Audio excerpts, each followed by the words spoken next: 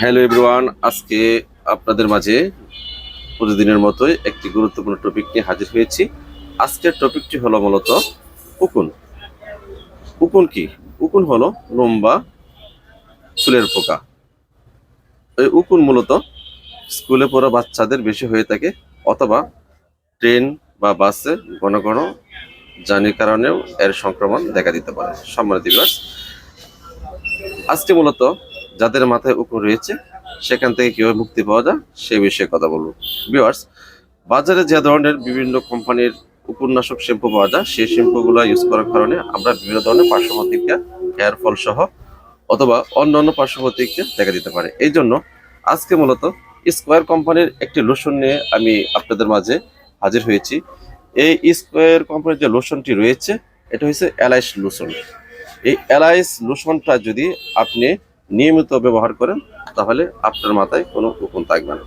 সম্মানিত ভিউয়ার্স, চলুন এই অ্যালাইস লোশনটা কখন থেকে ব্যবহার করবেন এবং কে কিভাবে ব্যবহার করতে পারবেন সে বিষয়ে কিছু কথা বলি। সম্মানিত ভিউয়ার্স, এই অ্যালাইস লোশনটা 6 বছরের উপরে যে কোনো ব্যক্তি ব্যবহার করতে পারবেন, তবে অবশ্যই যারা অন্তঃসত্ত্বা রয়েছেন তাদের ক্ষেত্রে এটা প্রযোজ্য নয়।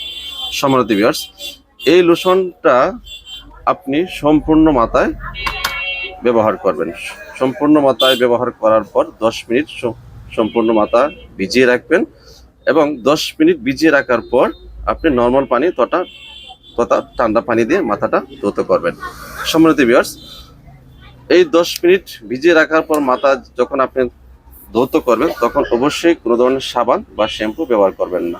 কারণটা হলো, আপনি যদি তখন সাবান অথবা শ্যাম্পু দিয়ে মাথা ধৌত করেন তাহলে এই অ্যালাইস শ্যাম্পুর যে স্মেলটা রয়েছে সেই স্মেল বা গন্ধটা আপনার মাথায় থাকবে না। আর যদি এই স্মেল বা গন্ধ না থাকে তাহলে কিন্তু আপনার মাথায় শ্যাম্পুটা পরিপূর্ণভাবে কাজ করবে না। কারণ এই স্মেল বা গন্ধের কারণেই কিন্তু আপনার মাথা থেকে উকুনগুলো আস্তে আস্তে চলে যেতে থাকে। সুতরাং এই লোশনটা আপনাকে যেভাবে বলা হয়েছে, আশা করি সেভাবে যদি আপনি ইউজ করেন তাহলে অবশ্যই পার্শ্ব প্রতিক্রিয়া মুক্ত মোটামুটি আপনি এই লোশনটা আপনার মাথাকে উকুন থেকে মুক্ত রাখবে। তো ধন্যবাদ। আশা করি আজকেও আপনাদের মাঝে আমার মেসেজটি পৌঁছে দিতে পেরেছি। আপনারা সবাই ভালো থাকবেন। ধন্যবাদ।